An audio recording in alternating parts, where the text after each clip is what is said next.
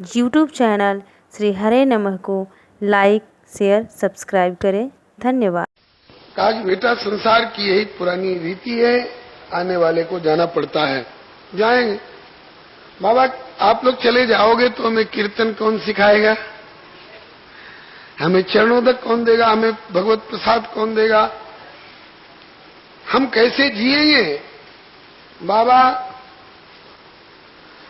आप लोग चले जाओगे तो मेरा जीना कठिन हो जाएगा। बिच्छुरत एक प्राण हर ले।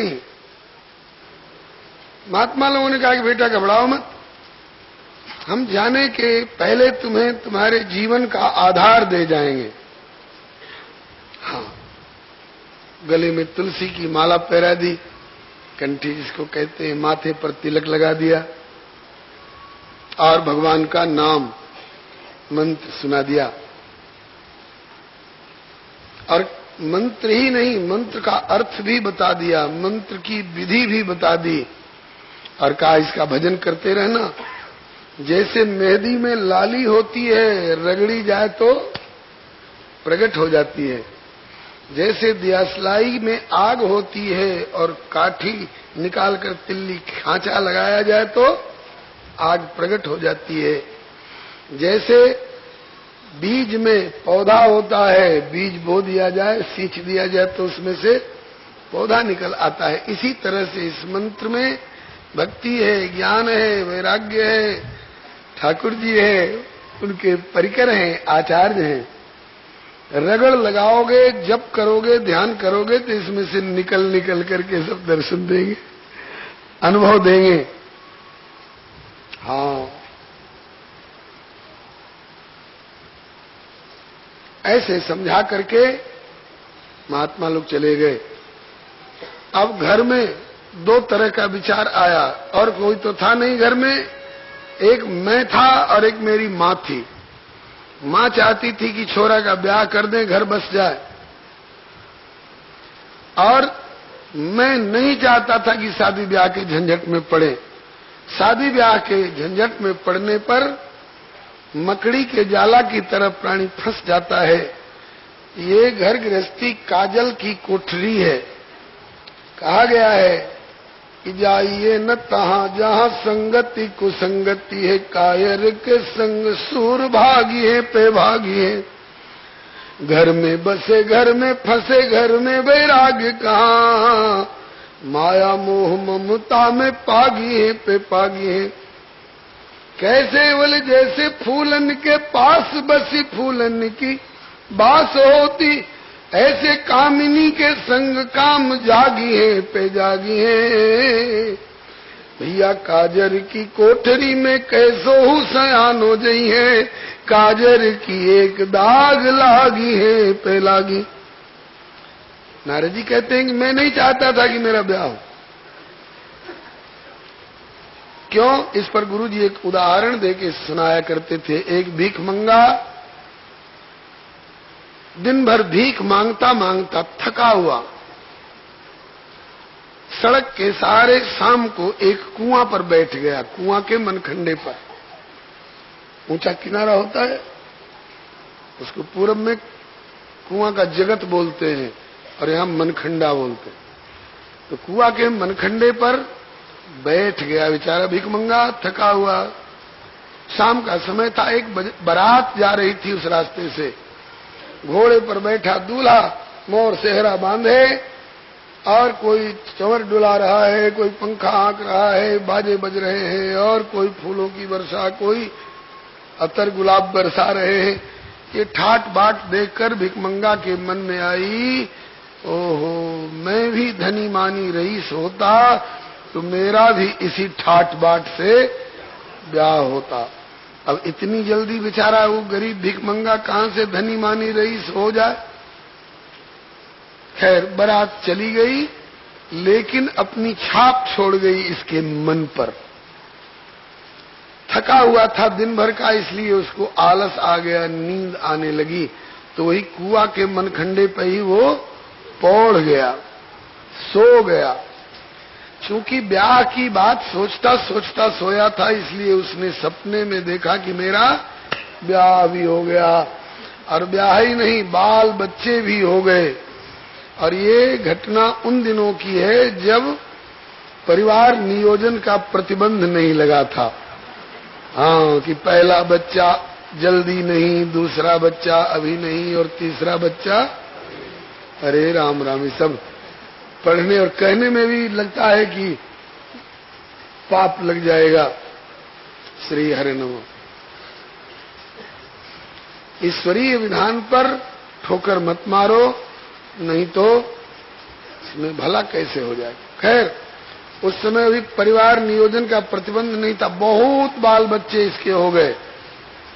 हाँ, और जितने खाट और पलंग और तखत घर में थे, सब जो 2-2, 4-4 बच्चों से सब भरे हुए थे। एक बच्चा इसकी घरवाली की गोदी में दूध पी रहा था और वो रोटी बना रही थी। दूध पीते पीते गोदी का बच्चा सो गया, तो घरवाली ने सोचा कि बच्चे को सुला दूं किसी खाट पर, पलंग पर, फिर खुले हाथ से अच्छी तरह से रोटी बनाऊं। उस बच्चे को गोदी में लेकर जिधर जाए उधर देखे कि अरे सब, ये भी खाट भरी है, ये भी पलंग भरा है, ये भी तखत भरा पड़ा है। अब सुलावे कहां बच्चे को? एक पलंग पर ये अकेले सो रहा था। तो इसकी घरवाली ने इसको सलाह दी कि बच्चा दूध पीते पीते सो गया है, इसे सुलाकर रसोई बनाने में सुविधा रहेगी, इसलिए जरा एक तरफ खिसक जाओ। जैसे आप लोगों को कहा जाता है थोड़ा खिसक जाइए तो पीछे वालों को, तो आप लोगों को तो जागृत में खिसकाया जाता है ना। जागृत में खिसकने में कोई खतरा नहीं है। वो सोया हुआ था, उसकी घरवाली ने सलाह दी कि एक तरफ खिसक जाओ तो बच्चे को सुलाकर अच्छी तरह से रोटी बनाओ। तो ये घरवाली के कहने से बच्चे को जगह देने के लिए, और कौन सी घरवाली? सांच माच की? कौन सा बच्चा? सांच माच का? अरे नहीं जी, सपने की झूठी घरवाली के कहने से सपने के झूठे कल्पित बच्चे को जगह देने के लिए ये बेचारा खिसका तो सपने में, लेकिन कोई कोई सपने की बात जागृत में भी प्रकट हो जाती है। उदाहरण के लिए, छोटा सा बच्चा जाड़े की रात में सोया हुआ है, 2 बजे उसे पेशाब लगा। अब आलस के मारे वो छटपटा कर रह जाता है, मोरी पर नहीं जाता है पेशाब करने के लिए, फिर नींद आ जाती है। और कहां तक बेचारा पेशाब रुके? तो वो रात सपना देखता है बच्चा कि खूब जोर का पेशाब लगा हुआ है, मैं मोरी पर जा रहा हूँ, मोरी पर पेशाब कर रहा हूँ। तो उसने सपने में तो मोरी पर पेशाब किया, लेकिन 2 मिनट के बाद जब आंख खुली तो देखा करे बिस्तर गीला हो गया। बोलो वृंदावन बिहारी लाल की। ऐसे ही कोई कोई सपने का व्यवहार जागृत में भी प्रकट हो जाता है। वो खिसका तो सपने में, लेकिन सचमुच में खिसक गया। किधर खिसका? सड़क की ओर नहीं, कुआं की ओर खिसका। सो धमाक जा करके गिरा। धमाके की आवाज सुन करके पड़ोस के लोग दौड़े, क्या हुआ क्या हुआ? देखा कि भिकमंगा कुआं में पड़ा छटपटा रहा है। अरे कोई बचाओ, अरे कोई बचाओ। तो मोहल्ले के लोगों ने उसे निकाला, और निकालने के बाद पूछने लग गए कि भाई कहाँ चोट लगी है, कहीं चोट लगी हो तो मरहम पट्टी कर दें। और कोई चोट नहीं बताता था, एक ही बात की चोट थी, वही बार बार दोहराता था, बाप रे बाप, सपने के झूठे ब्याह ने कुआं में पटक दिया। तो जागृत में जो सांच माच का ब्याह करा लेते होंगे, भगवान जाने कौन खाई में कि कौन भवसागर में गिरते होंगे। इसलिए भैया ऐसा ब्याह हमें नहीं कराना है। ये भावना नारद जी कह रहे हैं कि मेरी थी पूर्व जन्म की, मुझे ब्याह नहीं कराना।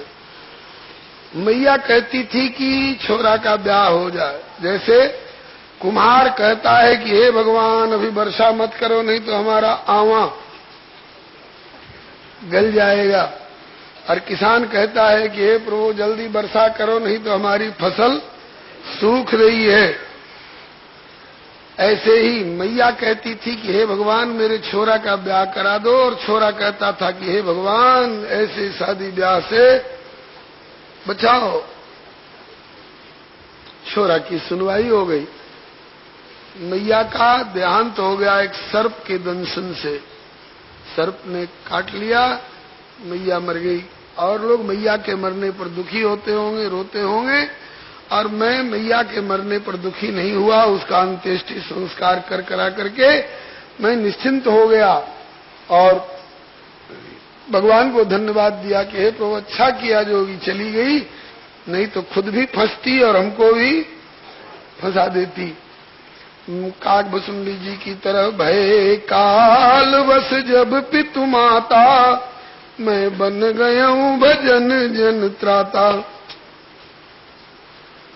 श्री हरे नमः। और दिन तो मुझे कोशिश करनी पड़ती थी मंत्र और मंत्रार्थ का अनुसंधान करने में, भगवान का ध्यान करने की। एक दिन भजन करते करते जो अंतःकरण शुद्ध हो गया, तो उस शुद्ध अंतःकरण में अपने आप भगवान श्री हरि आकर के मेरे अंतःकरण में प्रकट हो गए। नख सिख उनका दर्शन करके इतना आनंद आया, इतना आनंद आया ध्यानगत दर्शन में, इतना आनंद आया कि संसार का सारा सुख फीका पड़ गया उसके सामने। लेकिन कितनी देर के लिए, इतनी देर के लिए। और थोड़ी देर दर्शन देकर ध्यान में भगवान अंतर्धान हो गए।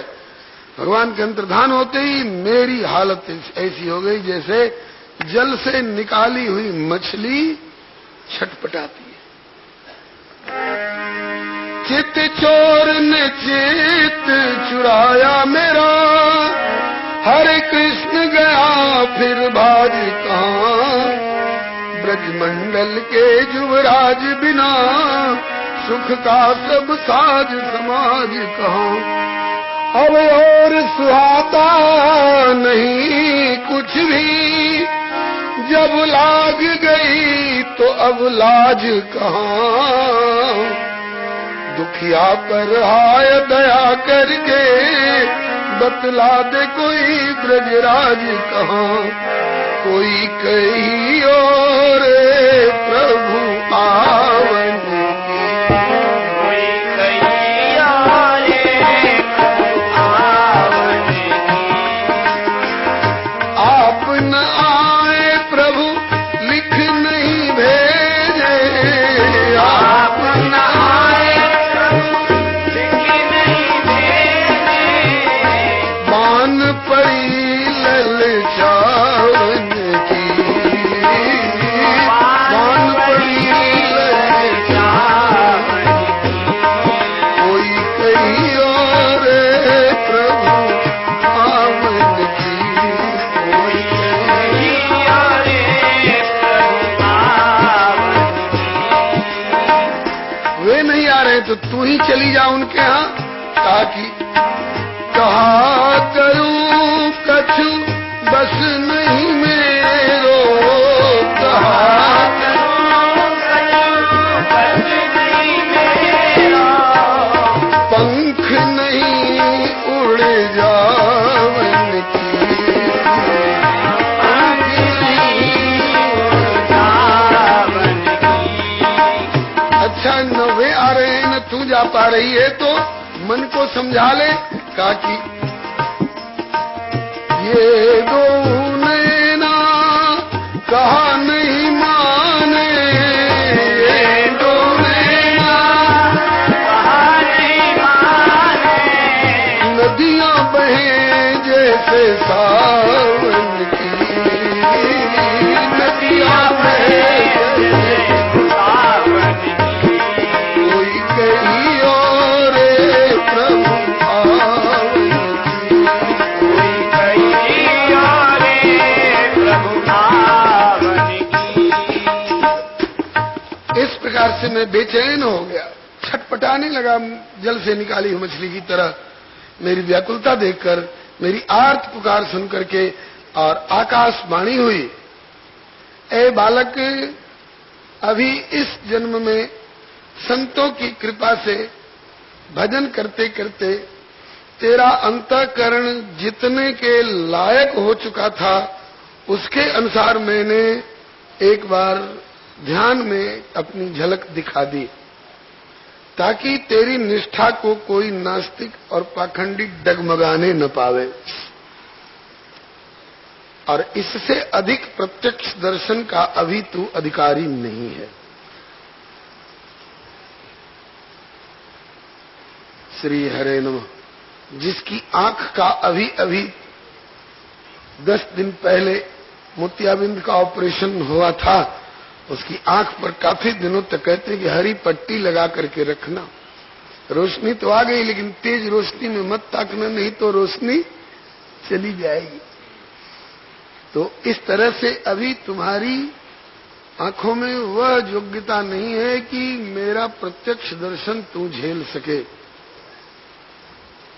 इसलिए इस जन्म में अभी तू और भजन कर, और इस शरीर का जो प्रारब्ध है शेष, उसको भुगतान करके समाप्त कर, और इस शरीर का परित्याग कर।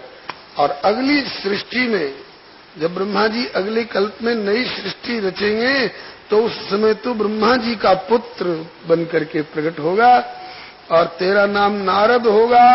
और एक बार क्या, अभी तो एक बार के दर्शन के लिए बेचैन है, और जब नारद होगा तो जब चाहेगा जब दर्शन कर लेगा, औरों को भी दर्शन करा सकोगे। अविपक्व कषायाणाम दुर्दर्शनम कुयोगिनाम, इस प्रकार से भगवान ने आकाशवाणी से आज्ञा की। मैं उस आकाशवाणी के अनुसार धीरज धर करके भगवान का भजन चिंतन करता रहा, संत सदगुरु के उपदेश किए हुए मार्ग के अनुसार। समय पाकर के मैंने उस शरीर का परित्याग किया प्रारब्ध भोग समाप्त होने पर, और फिर अब उस कल्प के पश्चात इस कल्प में मैं ब्रह्मा का पुत्र नारद कहला रहा हूं। और ये जो मेरे हाथ में आप जो देख रहे हैं वीणा, ये बाजार की खरीदी हुई किसी प्राकृतिक कारीगर की बनाई हुई प्राकृतिक पदार्थ की ये वीणा नहीं है। देवदत्ताम इमाम वीणाम स्वर ब्रह्म विभूषिताम मूर्छयित्वा हरिकथाम गायमानश्चराम्यहम्। ये साक्षात भगवान नारायण ने वीणा अपने हाथों से मुझे प्रदान की है। इस वीणा पर भगवत गुणगान करो, मेरा गुणगान करो, औरों को भी मेरे गुणगान की शिक्षा दो। अच्छा, मेरी इस वीणा के ऊपर दुनियादारी का गीत कभी आज तक बजा नहीं है, आगे भी बजेगा भी नहीं। ये लाल दुपट्टा मलमल का और झूठ बोले कौआ काटे, ये सब गीत मेरे इस वीणा पर कभी न बजा है न कभी बजेगा। ठीक है, बताइए तो, नारद जी की वीणा जिस पर वो गाया करते हैं वो तो भगवान ने दी है, और हम लोगों की ये कंठ रूपी वीणा, ये मानव शरीर रूपी वीणा, ये किसने दी है भाई? यह भी भगवान ने ही दी है।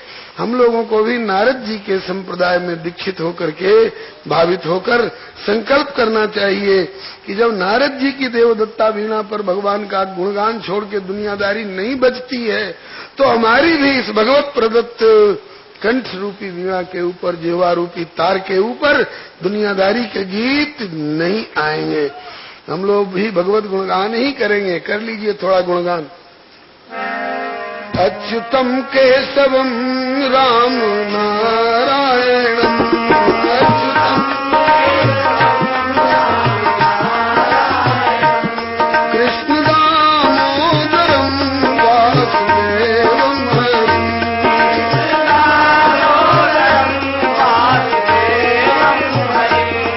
श्रीधरम माधवम गोपिका वल्लभम,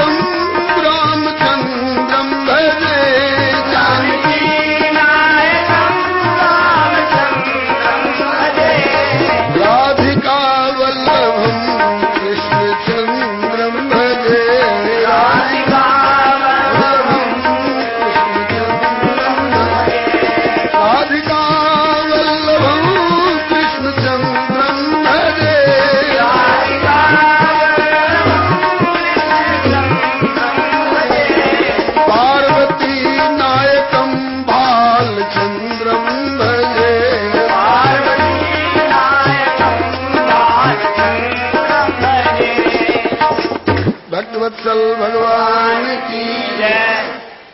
इसी सिलसिले में श्री नारद जी ने वेद व्यास जी को चतुश्लोकी वह भागवत सुनाई जो अपने पिता ब्रह्मा जी से इन्होंने सुनी थी, पाई थी, और कहा कि हे श्री वेद व्यास जी, आप इसका विपुलीकरण करिए, आप इसका उपबृंहण करिए, क्योंकि अब कलियुग आ रहा है। कलियुग के लोग 4 श्लोकों में ही भागवत के तत्व को, रहस्य को नहीं समझ पाएंगे, इसलिए विस्तृत व्याख्या करिए। ये व्याख्या और उपबृंहण करने का अधिकार सबको नहीं है, क्योंकि आप भगवत स्वरूप हैं, भगवत अवतार हैं, इसलिए यथावत अनुभव कर करके समाधि में और तब आप वर्णन करेंगे। आपके द्वारा जो वर्णित होगा वो प्रामाणिक होगा, इसलिए आप वर्णन करिए। तो नारद जी ने ये बताया कि मुझको भी सत्संग से प्राप्त होने वाला भगवत गुणगान, भगवत शरणोदक और भगवत प्रसाद और संतों के चरण की धूली, संतों का चरणोदक, इसी ने ज्यादा लाभ पहुंचाया है और इस स्थिति में पहुंचाया है। बंगला भाषा में कहा गया है, भक्त पद रोज और भक्त पद जौल और भक्त भुक्त अवशिष्ट, ये 3 महाबोल। इनका प्रयोग कोई करे तो जल्दी से जल्दी इस भगवत कृपा के साधन साध्य पथ पर अग्रसर होता है प्राणी और अनुभूति होने लग जाती है। फिर श्री नारद जी के द्वारा यह चतुश्लोकी भागवत प्राप्त करके और श्री वेद व्यास जी ने उसका उपबृंहण किया, और यहां तक की बात तो समझ में आ गई।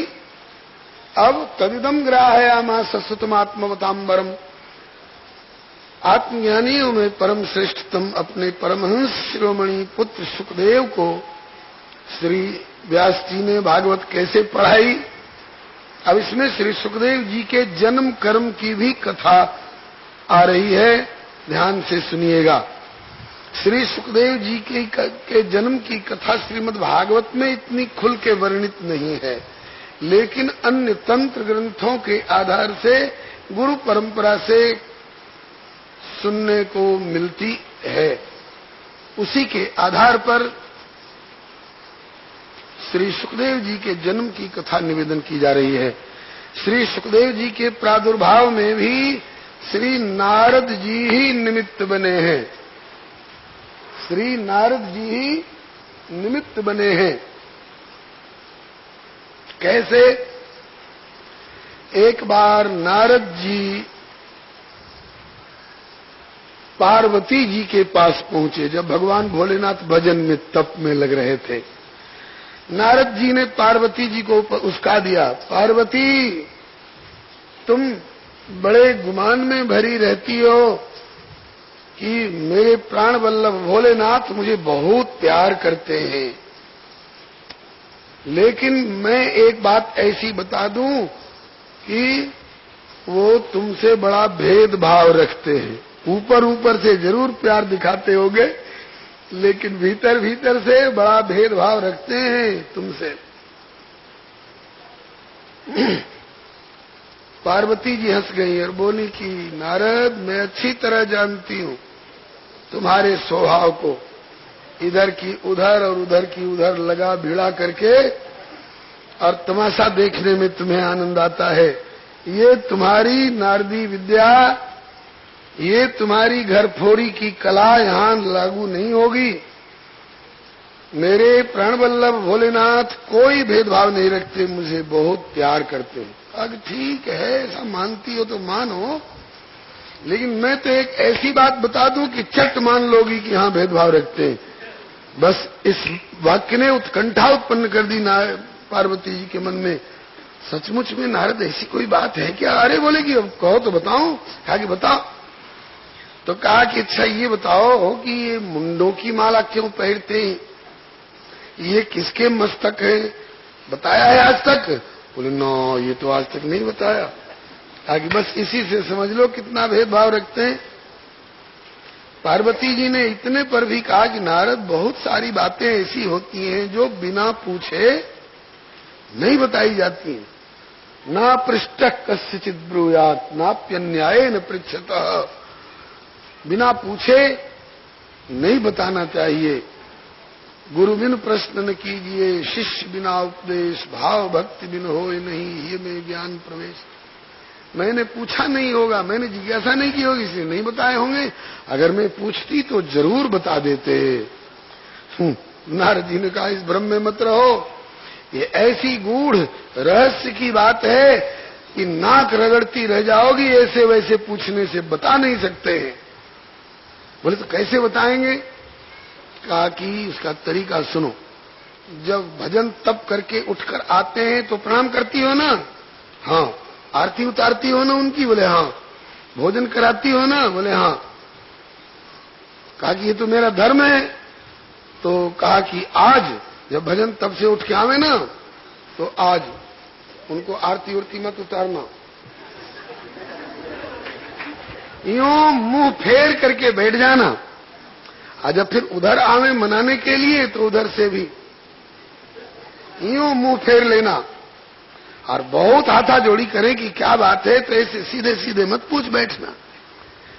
कहना कि ये रहने दीजिए, ऊपर ऊपर का प्यार दिखाने की कोई जरूरत नहीं है, आप मुझसे बहुत भेदभाव रखते हैं। पूछें कि बात क्या है तो पहले उनसे ठहरा लेना, ऐसे नहीं। पहले वचन दो कि मैं जो पूछूंगी वो बताओगे बताओगे बताओगे। 3 बार कहो कि बताऊंगा बताऊंगा बताऊंगा। और जब त्रिवाचा कर दे तब पूछना, तब शायद बता दे तो बता दे। ऐसे समझा करके नारद जी चले गए। और आज शंकर जी भजन तब से उठ के आए तो पार्वती मुंह फेर के बैठी। शंकर जी उधर आए, क्या बात है? उधर से भी मुंह फेर लिया। पूछा क्या बात है? कहा कि रहने दो, ये ऊपर ऊपर का प्यार दिखाने की कोई जरूरत नहीं, मुझसे बहुत भेदभाव रखते हो, आज से तुम तुम्हारे हम हमारे। ना शंकर जी ने पूछा क्यों, क्या बात है? नारद जी आए थे क्या? बोलो श्री नारद बाबा की जय। लक्षण से ही समझ गए कि नारद जरूर आए होंगे, क्योंकि घर में ऐसी लीला तो नारद की करामात है।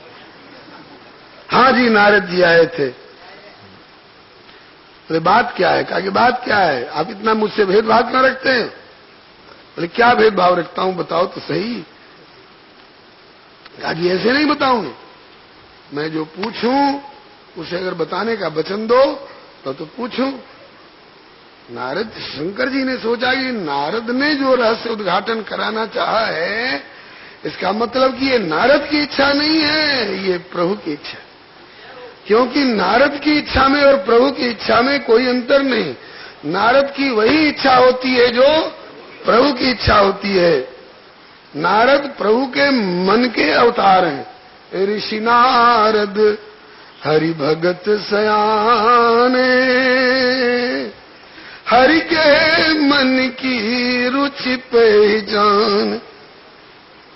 जब शंकर जी ने कह दिया कि ठीक है पूछो, बताऊंगा बताऊंगा बताऊंगा, 3 बार जब कह दिया तब पार्वती जी प्रसन्न हो गई। हाथ जोड़ के बोली कि फिर ये मुंडों की माला क्यों पहनते हो, इसका रहस्य बता दो। बोले ना, ये किसके मुंड हैं, किसके मस्तक? चकित हो गए शंकर जी। अरे नारद, आज तो तूने बहुत बड़ा रहस्य उद्घाटन कराया, बता दूं तो कहीं जिद न पड़ जाए, लेकिन वचन दे चुका हूं और नारद की इच्छा है तो भगवान की इच्छा है, ये जानकर बताऊंगा। कहा कि पार्वती, वैसे तो इसमें सूरत सुधन्मा इत्यादि कई भक्तों के भी मस्तक हैं, लेकिन इसमें अधिकांश मस्तक पार्वती तुम्हारे। पार्वती जी ने, मेरे मस्तक? मेरा मस्तक तो मेरे धड़ पर है, मैं बोल रही हूं, मैं जिंदा हूं। मेरा मस्तक आपके मुंड में, मुंडमाल में कैसा है? कहा कि इस जन्म में ना तुम्हारा मस्तक तुम्हारे धड़ पर है, इसके पहले कितनी बार शरीर छोड़ चुकी हो, और जब जब शरीर छोड़ती हो तब तब तुम्हारे प्रति मेरा इतना स्नेह होता है कि तुम्हारे मस्तक को मैं व्यर्थ फेंकना पसंद नहीं करता, मैं अपने गले के हार में शामिल कर लेता। पार्वती ने कहा कि अच्छा, तो मेरे इतने बार शरीर छूटे? बोले हाँ। बोले आपका एक बार भी नहीं छूटा, आप वही के वही? बोले हाँ। बोले ऐसा क्यों? मेरा शरीर क्यों छूटता है, आपका शरीर क्यों नहीं छूटता है?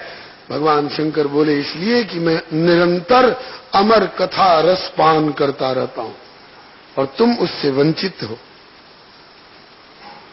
पार्वती जी ने कहा कि अगर उस अमर कथा रस पान की ऐसी महिमा है तो वही अमर कथा रस का पान हमें भी कराइए। शंकर जी बोले उस रस के सब अधिकारी नहीं होते हैं। फिर पार्वती चमक गई, आ गई ना फिर भेदभाव वाली बात, उसके सब अधिकारी नहीं होते तो मुझको आपने अनधिकारी घोषित कर दिया। अरे नहीं नहीं पार्वती, तुम तो परम अधिकारी हो। कहा तो सुना। यूट्यूब चैनल श्री हरे नमः को लाइक शेयर सब्सक्राइब करें। धन्यवाद।